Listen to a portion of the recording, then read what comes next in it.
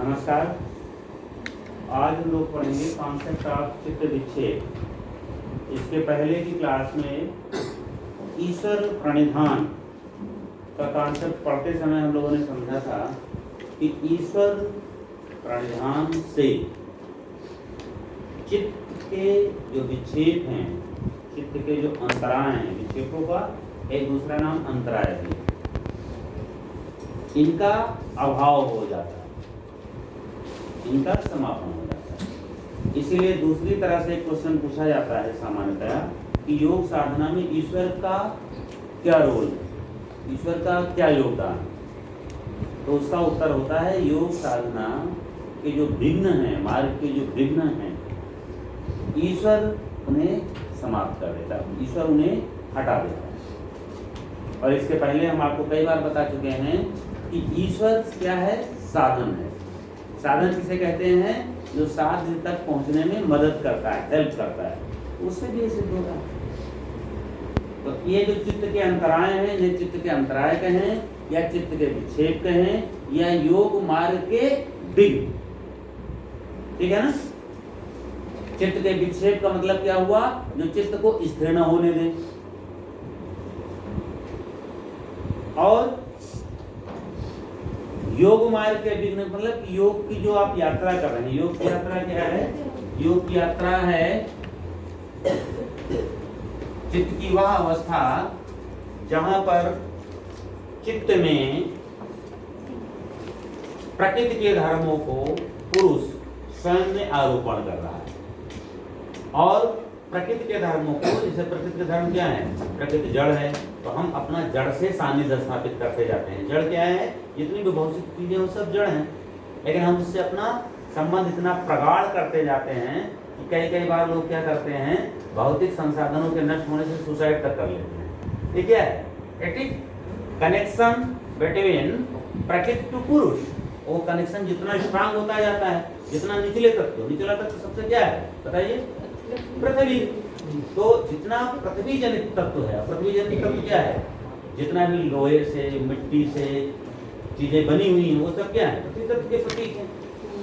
उनसे जितना ज्यादा कनेक्शन जिस व्यक्ति का होगा, आप समझिए उसका प्रकृति से उतना ज्यादा संयोग है, और इसका मतलब क्या हुआ, वो उतना ज्यादा भोग में और नीचे गहरे डूबा हुआ, ठीक है ना। फिर इसी तरह से क्रमशः ऊपर को आप देखते जाइए, जिसको ज्ञान से बहुत ज्यादा अनुराग है, केवल ज्ञान से अनुराग है, तो जाहिर सी बात है पृथ्वी तत्व से जिसका अनुराग है, उसकी तुलना में ज्ञान से अनुराग रखने वाला व्यक्ति, यद्यपि वह भी भोग की ही अवस्था है, लेकिन वह उससे उच्च कैटेगरी का है, अगर यहाँ इस पैरामीटर में हम देखें, क्योंकि उसका संयोग कहीं ना कहीं बुद्ध महत् तत्व से, कहीं ना कहीं मन के तत्व से, अहंकार के तत्व से, जो बौद्धिक एनालिसिस कर रहा है, और वो इसकी तुलना में योग के दृष्टि से आगे, उसमें भोगांश कम। तो अब भोग की ओर इधर हम चल रहे हैं, और ये है योग की अवस्था, ठीक है ना। और योग की अवस्था ऐसे लंबी है, बहुत दूर तक, हालांकि भोग की अवस्था भी बहुत लंबी है। ऐसे आप बना लो, अब यहाँ शुरू कर दो, पृथ्वी से शुरू करो, है ना, कैसे कैसे अटैचमेंट है, संयोग। अब योग की अवस्था जहां से शुरू होगी, वो पॉइंट क्या होगी, वो पॉइंट जो 1/41 में बताया गया है, क्षीणवृत्ते रविजातस्य योगमणि।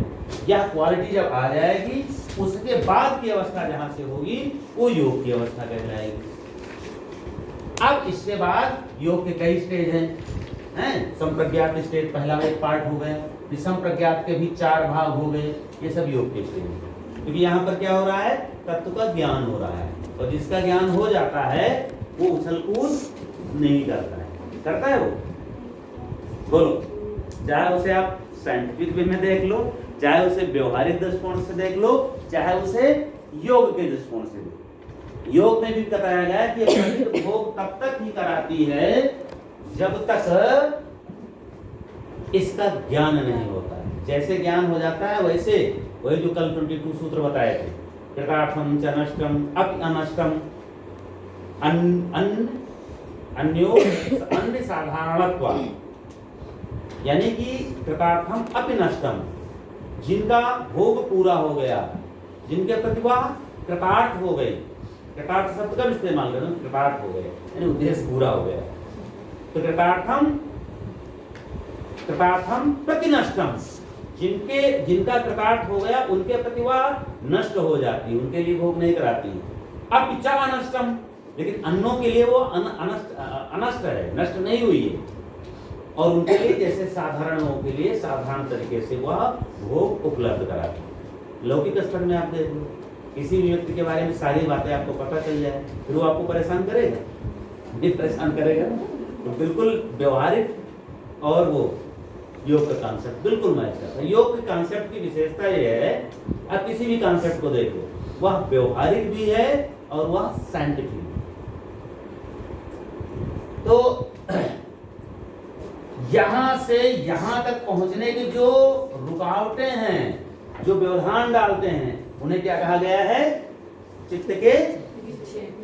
अब समझ में आया चित्त के?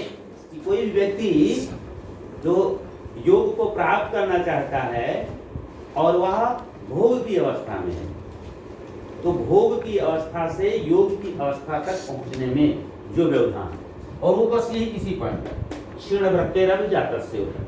उसके बाद तो फिर जब योग्यता आती है तो यात्रा, जैसे किसी को एडमिशन लेना हो, तो एडमिशन लेने तक जो व्यवधान है उसे क्या कहा जाएगा? प्रवेश या एडमिशन में रुकावटें। उसके बाद एडमिशन हो गया तो हो ही जाएगा, उसके जो नियम है वो सब फॉलो करके हो जाएगा, कोई गारंटी नहीं। इसीलिए यहाँ पर भी वो आगे आएगा असंप्रज्ञात योग, जिसे कहा गया है विदेह प्रकृति। उस समाधि का नाम है भाव प्रत्यय समाधि। लेकिन अभी उधर जाने की जरूरत नहीं, इतना समझिए चित्त विक्षेप का अर्थ क्या है। चित्त का विक्षेप का अर्थ है क्योंकि हमारा माध्यम क्या है? चित्त। चित्त के ही माध्यम से हम योग को प्राप्त करते हैं, चित्त के माध्यम से ही हम भोग को प्राप्त करते हैं। तो फ्रॉम भोग टू योग जो जर्नी है, इन दिस जर्नी जो जो चीजें रुकावटें डालती हैं, उसमें व्यवधान उत्पन्न करती हैं, उन्हें कहा गया है चित्त के विक्षेप। जैसे रोड के ब्रेकर होते हैं, चाहे वो ब्रेकर वाले हो, चाहे वो जाम हो, चाहे और जो कुछ भी। वो कितने हैं? तो 9 तो हैं मुख्य, और इन 9 के साथ 5 हैं सह विक्षेप। सह विक्षेप मतलब जो विक्षेप के साथ उत्पन्न होते हैं, ठीक है ना। जैसे कुछ लोग होते हैं, कहीं निमंत्रण दिया जाता है तो निमंत्रण के साथ एक दोस्त को भी लेके चले जाते हैं या छोटे बच्चों को, बच्चों को चलो ठीक है सब परिवार काम चल जाएगा, दोस्त का निमंत्रण थोड़े तो तुम भी चलो हमारे साथ। ऐसे होता है कि ये जब आते हैं तो अपने दोस्तों को भी लेकर चले आते हैं। तो दोस्त क्या हैं? दुख दर्द मनस अंगमेजत तो श्वास प्रश्वास विक्षेप साहब हुआ, ये विक्षेप के साथी और ये विक्षेप एक ही को देखते हैं। पहला क्या है? व्याध। व्याध स्त्यान संशय प्रमाद आलस अमृत भ्रांत दर्शना लब्ध आलब्ध भूमि तत्वान चित्त विक्षेप अंतराय। ये चित्त के विक्षेप है। 1/30 पहले पाठ का 30वां श्लोक। इसी के बारे में 29वें में कहा गया है कि चित्त के विक्षेप का अभाव हो जाता है। 29 में किन का अभाव होता है? वो ये, इसको सीधे ईश्वर प्रणिधान से जोड़िए, वहीं से इसकी कनेक्टिविटी। व्याधि किसे कहते हैं? व्याधि माने मुसीबत नहीं होता है, व्याधि माने होता है रोग, ठीक है। तो व्याधि का अलग अलग कॉन्सेप्ट है। कहीं व्याधि को फिजिकल डिजीज माना गया है, कहीं व्याधि को फिजिकल मेंटल दोनों माना गया है। क्योंकि पतंजलि ने व्याधि कह दिया, व्याधि क्या है ये डिफाइन नहीं किया है, लेकिन व्याधि को व्यास भाष में डिफाइन किया गया है। क्या कहा गया है? धातु रस और करणों की विषमता का नाम व्याधि। ये मैं पहले कितनी बार आपको बता चुका हूं। व्याधिर धातु रस कर्ण वैषम्यम, यानी कि व्याधि क्या है? धातु रस और कर्णों की विषमता का नाम व्याधि। 7 धातुएं होती हैं, रस, और उसके बाद कर्ण कितने होते हैं? 13 पढ़ा है ना। 5 अंतःकरण, 3 अंतःकरण, 5 ज्ञानेंद्रिय, 5 कर्मेंद्रिय, और बाह्य करण और अंतःकरण का व्यापार होता है। नहीं पढ़ा है? बोलो, अंतःकरण किसने पढ़ा है? करण किसने पढ़ा है? करण नहीं पढ़ा। सरकार पढ़ा कि नहीं पढ़ा? नहीं पढ़ा। और किसी ने नहीं पढ़ा है। मेटाफिजिक्स ठीक से याद कर लो भाई, बिना मेटाफिजिक्स के काम नहीं चलेगा। प्रकृति का पहला तत्व क्या है? हैं? प्रकृति का पहला, प्रकृति से पहले तत्व किसकी उत्पत्ति हुई? बोलिए। महत्व ना बोलना, महत्व यानी कि बुद्धि। दूसरा तत्व, उसके बाद अहंकार से मन के अलावा ज्ञानेंद्रियां 5, ठीक है ना? और उसके बाद 5 कर्मेंद्रियां, और उसके बाद 5 तन्मात्राएं, और 5 इनसे बाद 5 महाभूत, ठीक है ना? इनको अंतःकरण, चित्त का एक नाम अंतःकरण भी है, ठीक है ना? जो अंदर रहते हैं उसे अंतःकरण, और जो बाहर रहते हैं उन्हें बाह्यकरण। बाहर कौन रहता है? इंद्रियां, हाँ। 10, और अंदर कौन रहते हैं? मन, बुद्धि और अहंकार। तो मन, बुद्धि और अहंकार ये कहलाते हैं, ये अंतःकरण, ठीक है? ये तीनों हो गए अंतःकरण। और बाह्यकरण, पंच ज्ञानेंद्रियां और पंच कर्मेंद्रियां। ज्ञानेंद्रियां क्या करती हैं? ज्ञानेंद्रियां से शुरू होता है। ज्ञानेंद्रियां क्या करती हैं? देती हैं। क्या देती हैं? विषय। किसको देती हैं? मन को। यही तो कहा गया 41 में, क्षीणवृत्तेर अभिजातस्य उमड़े ग्रहण गृहीता ग्रहेषु तत्सज्जनता समापत्ति। इसी व्यापार को तो बताया गया। तो इंद्रियां में, ज्ञान इंद्रियां क्या करती हैं? देती हैं। क्या देती हैं? विषय। किसको देती हैं? मन को। मन क्या करता है? ऐसे कह सकते हो अंतःकरण को देती है, लेकिन अंतःकरण के अंदर सबसे पहले मन को देती है। मन किसको देता है? अहंकार को। और बुद्धि उसकी एनालिसिस करता है, उसमें प्रकाश डालता है, और उसके आधार पर फिर आप क्या होता है, उधर से रिएक्शन होता है। तो रिएक्शन कौन करता है? कर्मेंद्रियां, ठीक है ना? उदाहरण के लिए सांप देखा तो यहाँ सड़ने एकदम से सांप आ गया, ऊपर से लटकने लगा। हम लोगों ने देखा तो किसने देखा? चक्षु ने। और चक्षु ने रूप को किसको दिया? मन को। मन ने बुद्धि, अहंकार को दिया, अहंकार ने बुद्धि दिया, वो बुद्धि ने एनालिसिस किया, अरे तो सांप काटता है। तो क्या करेंगे? तुरंत उधर से ऑर्डर आएगा, या तो मारो या तो भागो। जैसी सिचुएशन होगी ना, उसका थोड़ी देर बाद पता चला कि ये हर्षिता हंसने लगी, क्योंकि इन्होंने ही लटकाया था, वो प्लास्टिक का सांप था। तो फिर दूसरा ज्ञान आया, और फिर प्रक्रिया जो बदल गई।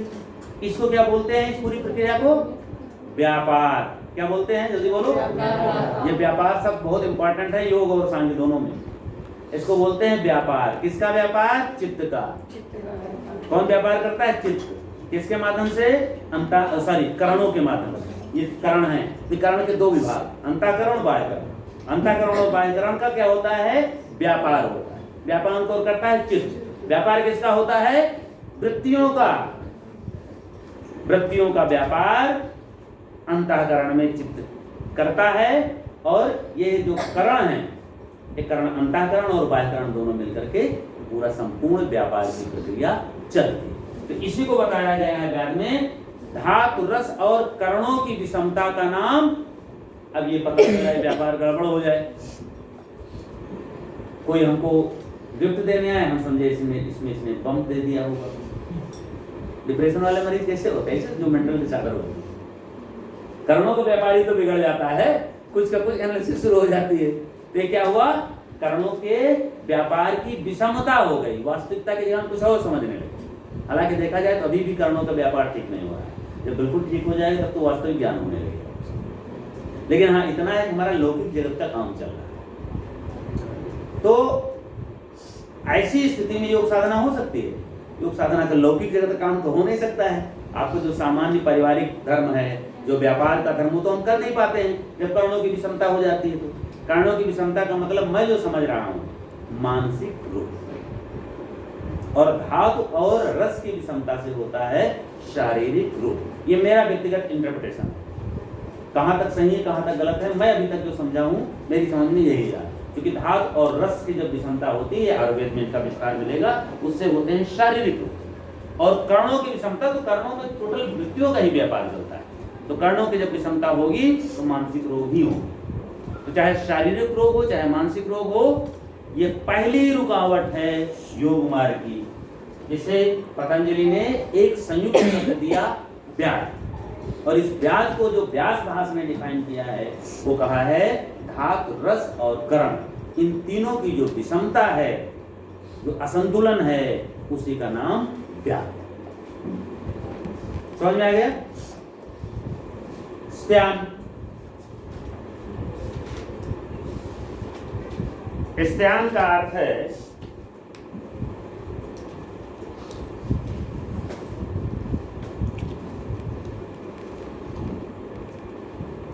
चित्त की आक्रमणता।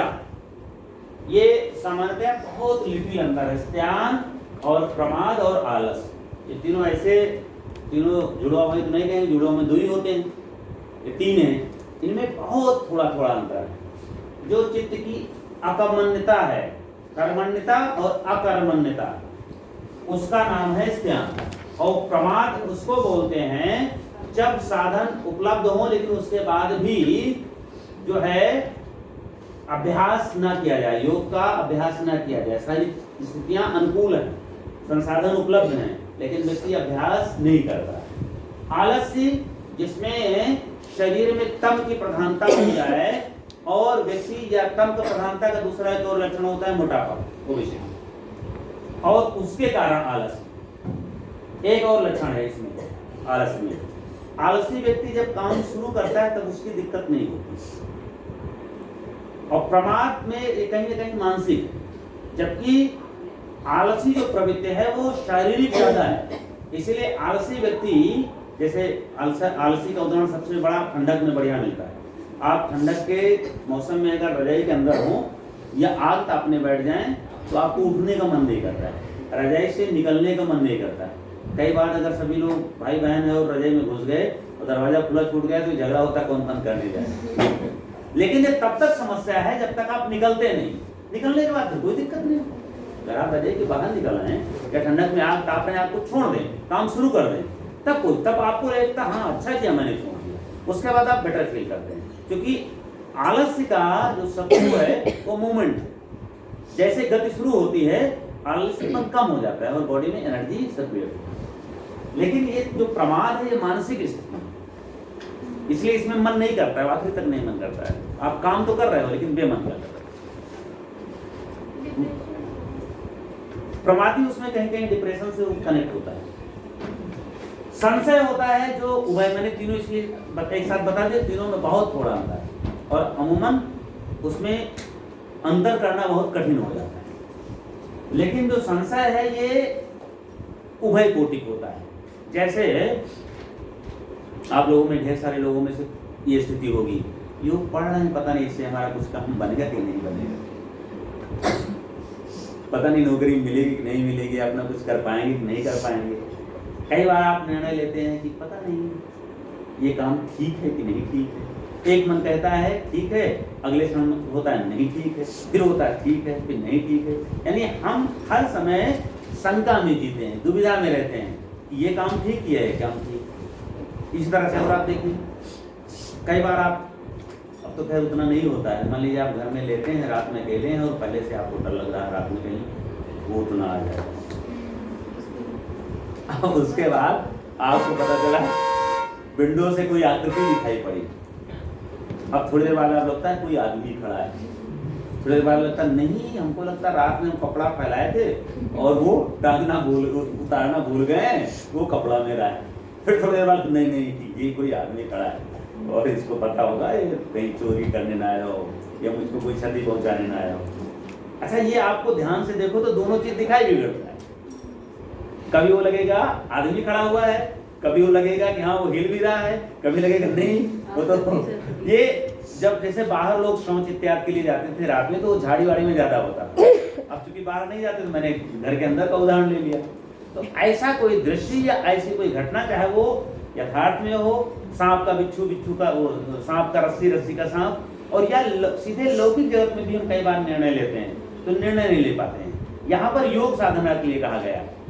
अगर आप योग साधना कर रहे हैं तो योग साधना पता नहीं सफल होगी कि नहीं होगी, होगी कि नहीं होगी। तो अगर ऐसा है तो ये बड़ी बाधा है। इसको भी मैं साइंटिफिक वे में भी बता दूं, क्योंकि अभ्यास के लिए 3 बातें हमने बताई थी। कौन कौन सी 3 बातें थी बताइए? निरंतर करना चाहिए। सातो दीर्घकाल, नैरंतर्य, सेवितो दृढ़ भूमि।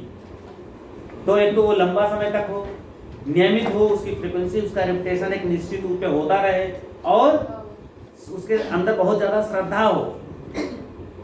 अब यहाँ श्रद्धा बनेगी? संशय का मतलब है श्रद्धा का अभाव। तो ऐसे व्यक्ति की योग साधना सफल नहीं होगी। अच्छा, ये योग साधना जो यहाँ चित्त का किया गया है, ये जो नियम है ये सब जगह लागू होगा। कोई ऐसा नहीं आप योग साधना भी नहीं करने का मन है, अभी आपको एमएससी योग करने का मन है, पीएचडी करने का मन है, या बहुत बढ़िया कोई बहुत बड़े सिंगर बनने का मन है, बहुत बड़ा व्यवसायी बनने का मन है, तो सब फार्मूला देखिए कितना लौकिक पतंजलि ने दिया है। यही फार्मूला सब जगह अप्लाई होगा। आपको जिसमें भी सफल होना हो, बढ़िया राइटर बनना है, बढ़िया बदमाश बनना है, तो जो भी बनना है उसमें नियम यही होंगे। लेकिन अच्छा काम में आपको प्राण शक्ति मिलेगी, गलत काम में कहीं ना कहीं एनकाउंटर हो जाएगा। ठीक है ना, एनकाउंटर हो जाएगा गलत काम में। तो कहने का तात्पर्य क्या है कि हमें फार्मूले तो यही अप्लाई होंगे, लेकिन अगर वो रास्ता जन समाज के कल्याण के लिए, सोसाइटी के कल्याण के लिए, तो निश्चित ही हम उसमें सफल होंगे। जो योग के अनुसार क्या है? अहिंसात्मक हो, सत्य का आचरण करने वाला हो, अस्तेय का आचरण करने वाला हो, ब्रह्मचर्य का आचरण कर, ये जो बेसिक सिद्धांत बताए गए हैं, अगर वो इसमें है तो आप कोई भी दुनिया का काम कर रहे हो, लौकिक जगत का काम कर रहे हो, उससे कोई फर्क नहीं पड़ता। यही सिद्धांत वहां ले गए। अविरत किसको कहते हैं? इसको तोड़ दो यहां से।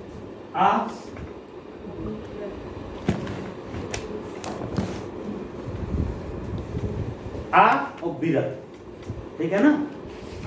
तो आ और विरत किसको बोलते हैं? वैरागी को। और अविरत किसको बोलते हैं?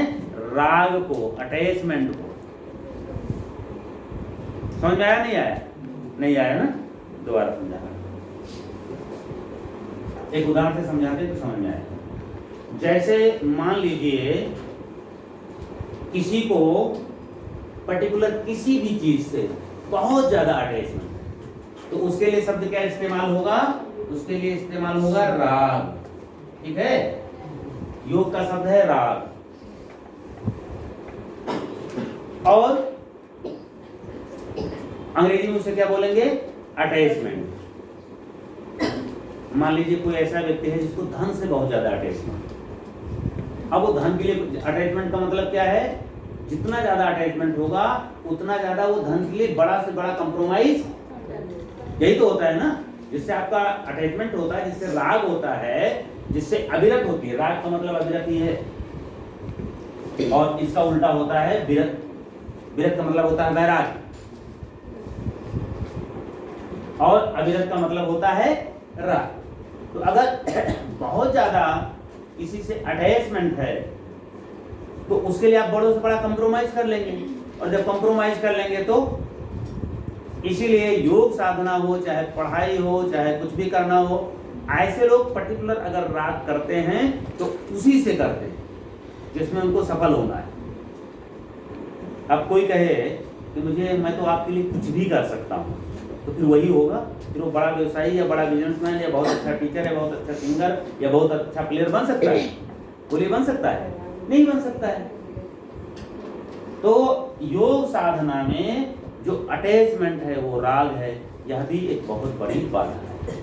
या दुनिया का किसी काम में आप अगर सफल होना चाहते हैं तो उसके अतिरिक्त अन्य कहीं भी जितना ज्यादा आपका राग होगा उतना ज्यादा आप कंप्रोमाइज करोगे, और वहां उस कार्य के लिए आप समय नहीं दे पाओगे, तो क्या परिणाम होगा?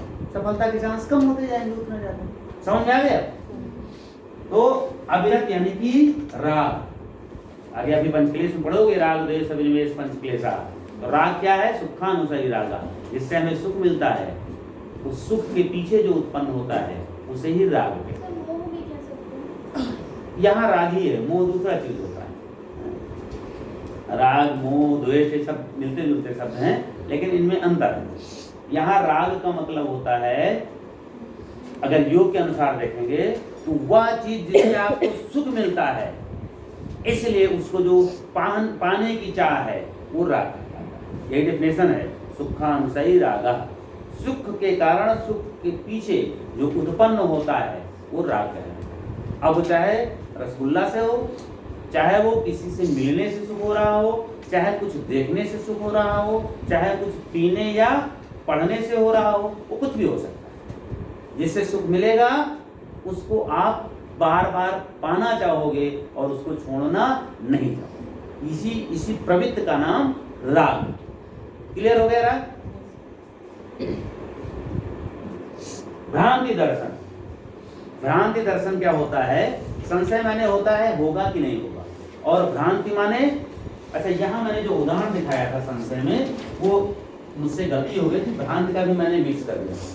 भ्रांति में होता है कि ये है या ये है, और हम वास्तविकता का दर्शन न करके कुछ और करने लगते हैं। जैसे विपर्य की परिभाषा, विपर्य मिथ्या ज्ञानम तद्रूप प्रतिष्ठित, तो उसमें होता कुछ और है और हम समझते कुछ और है। तो इस तरह की अगर कहीं भ्रांति होती है तो हम जिसको समझ रहे हैं कि योग मार्ग का ये साधन है, वास्तव में योग क्या होता है? योग मार्ग का रुकावट हो जाता है। हम गलती बस समझ लेते हैं कि बिजनेस में ये काम करने से हमारा बिजनेस चमकेगा, लेकिन गलती से हमने उस चीज को चयन कर लिया जो वास्तव में बिजनेस के लिए हानिकारक है। कुछ तो होता है जो हम जानते हुए भी कर लेते हैं, वो राग के अंदर आएगा। हमें मालूम है कि अगर हम अपने बेटे को बहुत ज्यादा प्यार करेंगे तो वो पढ़ाई नहीं कर पाएगा, घर से अलग नहीं जा पाएगा, माना किसी माँ को ऐसा वो जानता है, जानती है, लेकिन जानते हुए भी जितना राग प्रबल होगा उतना ज्यादा उसके कष्ट में रोएंगे, याद करेंगे। तो ये क्या है? ये राग। वहां पूरा ज्ञान है, लेकिन यहाँ भ्रांति में कुछ का कुछ ही हम समझ रहे हैं। भ्रम की जो अवस्था होती है, भ्रम वाला व्यक्ति कैसे समझता है? भ्रम वाला व्यक्ति ऐसे समझता है कि है कुछ और, वो हमारे लिए उस पर्टिकुलर चीज का साधन नहीं है और हम समझते हैं वो साधन। तो जाहिर सी बात उसका हम अनुकरण करेंगे और परिणाम क्या होगा? वो ले जाना है कहीं और ले जाएगा कहीं अलग। तो जब तक उसका हमें ज्ञान नहीं होगा तब तक हम उसी को अच्छा मान के करते हैं। आलब्ध भूमिकत्व का मतलब क्या है? उस भूमि का उपलब्ध ना होना। कौन सी भूमि? योग की भूमि। योग की भूमि क्या है? चित्त की वह अवस्था जहां पर उसकी सभी वृत्तियां क्षीण हो जाती हैं। तो रात भर जगे हो क्या? पूरी क्लास में शुरू से सो रहे हो। वह चित्त की वह वृत्तियां सब क्षीण हो जाती हैं और चित्त स्फटिक मणि के समान। तो कौन सी वृत्तियां क्षीण हो जाती हैं? क्लिष्ट वृत्तियां। बाकी सब वृत्तियां कभी नहीं क्षीण होंगी। सब जब क्षीण होंगी तो असंप्रज्ञात योग हो जाएगा। तो चित्त की जो क्लिष्ट वृत्तियां हैं वह वृत्तियां क्षीण वृत्तेरभिजातस्य। तो क्षीण वृत्तेरभ का अर्थ है क्लिष्ट वृत्तियां। ये अर्थ नहीं कि सभी वृत्तियां, किसी वृत्तियां तो क्षीण हो ही नहीं सकती। तो उसकी जो क्लिष्ट वाली वृत्तियां हैं वो जब क्षीण हो गई तो जो स्फटिक मणि की स्थिति बनी है वह कुछ उसकी प्राप्ति ना होना, उचित स्थिति ही नहीं हो पा रहा है। आलब्ध भूमिका यानी योग की भूमिका उपलब्धि ना होना। उपलब्धि और अनुपलब्धि, ठीक है ना? उपलब्धि का उल्टा क्या होगा? अच्छा, अचीवमेंट और अचीवमेंट का ना होना। उपलब्धि और अनुपलब्धि। तो अनुपलब्धि का मतलब हुआ कि आलब्ध भूमिका का मतलब हुआ उपलब्धि का न होना, योग की भूमिका उपलब्ध न होना। उसके बाद अनवस्थित तत्व। अनवस्थित तत्व का मतलब है जो योग का तत्व है उसकी प्राप्ति तो हो रही है लेकिन वह स्टेबल नहीं हो पा रहा है। तो स्टेबल नहीं होगा तो ज्ञान थोड़े होगा, क्योंकि उसे इतनी देर स्टेबल होना चाहिए कि वह पहले तत्र शब्दार्थ ज्ञान विकल्प संकीर्ण सवितर्क समापन, इतनी देर। और उसके बाद जब और आगे होगा तो अर्थ मात्र निर्भाषण, केवल अर्थ मात्र का निर्भाष होगा, तभी योग की यात्रा मानी जाए। इसलिए पतंजलि सॉरी व्यास भास में एक और मजेदार बात कही गई। उन्होंने कहा है चित्त का योग जो है चित्त का सार्वभौमिक धर्म है। समाधि के लिए उन्होंने कहा है, समाधि योग के लिए नहीं कहा है। समाधि के लिए कहा है। समाधि चित्त का सार्वभौमिक धर्म है। ये सेंटेंस समझ में आया? सार्वभौमिक मतलब सभी भूमियों में स्वाभाविक रूप से समाधि लग जाती है, चित्त की सभी भूमियों में। तब प्रश्न उठता है कि सबको योग कहना चाहिए, हम लोग भी योगी? नहीं, लेकिन योग इसलिए नहीं कह सकते क्योंकि वह इतना अल्प पीरियड होता है कि उसमें तत्व ज्ञान नहीं हो पाता है। जैसे आप कोई चीज देखो लेकिन एक हल्की सी झलक देखो तो देखा तो समझ में नहीं आया, होता है ना ऐसा। तो इस अवस्था को हम ये भी नहीं कह सकते कि हमने देखा नहीं, लेकिन हमें ज्ञान तो हुए नहीं उस वस्तु का जिसको हमने देखा। दरवाजे में देखा हल्का सा और आदमी निकल गया, तो देखा कोई निकला, लेकिन मैं पहचान नहीं पाया कि कौन निकला। तो व्यास भास में कहा गया है कि चित्त की जो पांचों भूमियां हैं, 5 भूमियां पढ़ी है ना आपने, इन 5 भूमियों में समाधि होती है, लेकिन चूंकि जो सूर्य की 3 भूमि हैं, क्षिप्त, मूढ़ और विक्षिप्त, इन भूमियों में तत्व का ज्ञान नहीं हो पाता है, इसलिए हम इन्हें योग की भूमि नहीं कहते। ये व्यास भास का कमेंटमेंट। तो ये कहते हैं कि योग की तत्व, योग जो है वो योग की अवस्था को की प्राप्ति तो हुई, लेकिन उसमें स्थिरता नहीं रही, स्टेबिलिटी नहीं रही। तो अगर ऐसा होगा तब भी योग की प्राप्ति नहीं। तो ये नहीं होना चाहिए, ये नहीं होना चाहिए, ये नहीं होना चाहिए, ये सब नहीं होना चाहिए। ये सब अगर होंगे तो योग या व्यवहारिक दृष्टिकोण से कोई भी काम करेंगे तो उसकी प्राप्ति नहीं। ठीक है ना? अब किसी एक की हम ये संशय को ले लेते हैं। संशय की साइंटिफिक व्याख्या के देते हैं। आप देखिए, आप कोई भी जब काम करते हैं, कोई भी काम, मान लीजिए आप पढ़ रहे हैं, ये पढ़ रहे हैं, आप इस जो पढ़ रहे हैं इसकी फिजियोलॉजी क्या है कि आप सुन रहे हैं, कुछ देख रहे हैं, कुछ हमें देख रहे हैं, कुछ ब्लैक बोर्ड पे देख रहे हैं और सुन रहे हैं, और उसको समझ करके उसको आपस में कोरिलेट करने का प्रयास कर रहे हैं। तो ये जो प्रयास कर रहे हैं समझने का, ये काम कहाँ पे हो रहा है? ब्रेन में हो रहा है।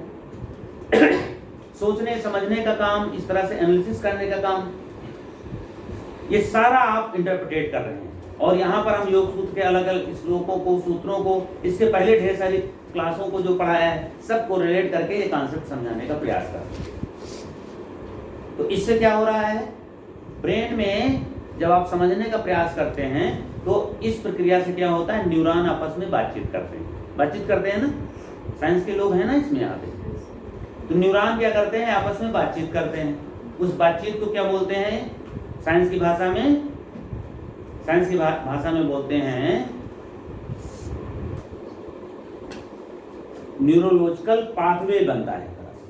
एक न्यूरॉन और दूसरे न्यूरॉन में जो स्पेस होता है, उस स्पेस में वो ट्रांसमीटर के थ्रू बात करते हैं।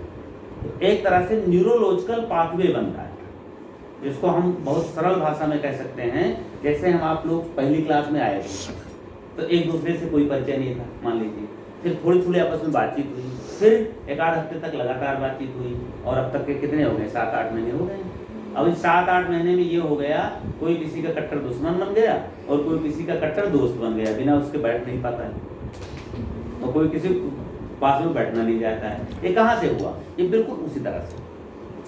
तो ये जो न्यूरोलॉजिकल पाथ बनता है, उसके 3 जो सबसे बड़े पैरामीटर हैं।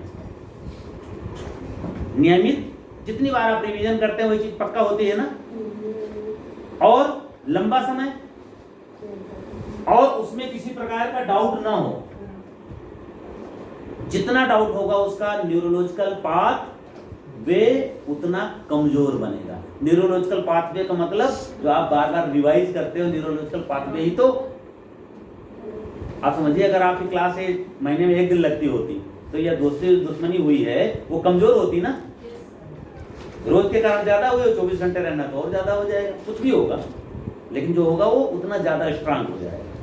तो न्यूरोलॉजिकल पाथवे हमारे ब्रेन में बनता है जो भी हम काम करते हैं, इसलिए वो सारे कामों का न्यूरोलॉजिकल पाथवे सबसे वीक होगा, जिसमें आपको ही शंका है काम होगा कि नहीं होगा। समझ में बात आई? और किसी भी चीज का न्यूरोलॉजिकल पाथवे उतना स्ट्रांग होगा जितनी ज्यादा। 3 पॉइंट बताए।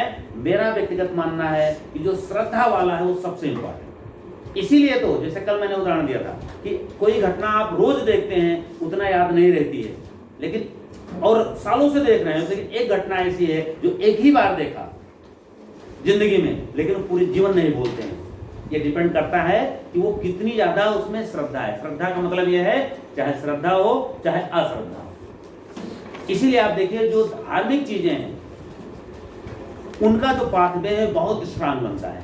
गुरु जी ने जो कहा, हमारे धर्म ग्रंथों में जो लिखा है, उसका कारण क्या है? उसका कारण है श्रद्धा, जो पतंजलि ने तीसरा कॉन्सेप्ट बताया।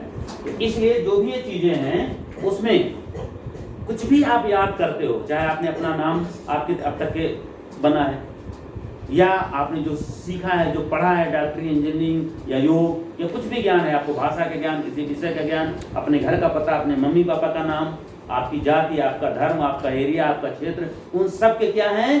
न्यूरोलॉजिकल पाथवे आपके ब्रेन में बने हुए हैं। उन्हीं के यानी कि न्यूरॉन का जो आपस में संवाद है, वो संवाद जितना स्ट्रांग होता जाएगा उतना ज्यादा आपको उस घटना का उतना ज्यादा क्या होता जाएगा? दृढ़ अभ्यास होता जाएगा, दृढ़ ज्ञान होता जाएगा। ये बात समझ में आ गई? अब इसके साथ जब ये होते हैं तो इनके साथ दुख, दौर्मना से अंग मेजत्व, श्वास और प्रश्वास, समझ हो गया क्या? हाँ, अंग मेजयत, एक ही में अंग मेज यत्व, ये छूट गया। अंग मेजयत, अंग मेजयत बोलते हैं अंगों में कंपन का, है ना? जो अंगों में कंपन होता है ना, इस समय उसको अगर आप बीमारी से देखें तो बुजुर्गों में जो पार्किंसन बीमारी होती है उसको उससे कह सकते हैं। और दुख, किसी भी प्रकार की पीड़ा हो उसे दुख कहते हैं। यद्यप दुख के ठीक इस दुख के 3 भेद बताए गए हैं। यो अगर यहाँ देखेंगे योग शास्त्र में, तो योग शास्त्र में परिणाम दुख, ताप दुख और संस्कार दुख आगे है। वो सेकंड चैप्टर में दुखवाद का जो है उसमें दुख के 3 भेद, परिणाम दुख, ताप दुख और संस्कार दुख, ये बताए गए हैं। दौर्मना से किसी इच्छा की जब पूर्ति नहीं होती है, ठीक है ना? जब आप अपने पापा से कहते हो कि पापा वो एप्पल वाला कौन सा फोन होता है महंगा वाला? आईफोन है, मुझे कम जानकारी है, वो दिला दो। पापा ने कहा ठीक है, कमिंग बर्थडे में मिल जाएगा। और जब बर्थडे आया तो उन्होंने कहा नहीं, मुझे MSW लेनी है, इसलिए नहीं देंगे। मैं MSW का कार बढ़िया, अच्छा BMW, चलिए भाई मुझे नहीं जानकारी इतनी ना, तो BMW कार लेनी है इसलिए नहीं ले पाएंगे। अगर ये होता कि नहीं, अचानक कुछ बिजनेस में लॉस हो गया तो आपको दौर्मना से कम होता, लेकिन पैसा है, करें नहीं मुझे अपनी इच्छा, मुझे बड़ी वाली कार लेनी है, इसलिए आपको मोबाइल ले देंगे। तो आपके अंदर जो होगा उसी का नाम है दौर्मनस्य, ठीक है ना? यानी कोई भी डिजायर जब पूरी नहीं होती, उसकी संभावना बनी रहती है, लेकिन फिर एकदम से हुआ कि नहीं, अब नहीं पूरी हुई। आपने पूरी उम्मीद की थी कि आज जो है दोपहर में आपको मिठाई खिलाई जाएगी और एट टाइम मिठाई नहीं लगेगी, तो क्या हुआ? जो भी अंदर हुआ उसी को दौर्मनस्य बोलते हैं। तो दुख, दौर्मना, संगीत, श्वास और प्रश्वास, श्वास और प्रश्वास का बढ़ जाना, ये सब जब होते हैं तो श्वास इनहेल और एक्सहेल, तो ये सब जो सामान्य हैं उनसे बढ़ जाना, ये सब क्या है? ये सब सहविक्षेप, ठीक है ना? तो ये आपके कॉन्सेप्ट, आप चित्त विक्षेप का कॉन्सेप्ट पूरा होगा। किसी कोई क्वेश्चन है तो पूछ सकते हो। धन्यवाद।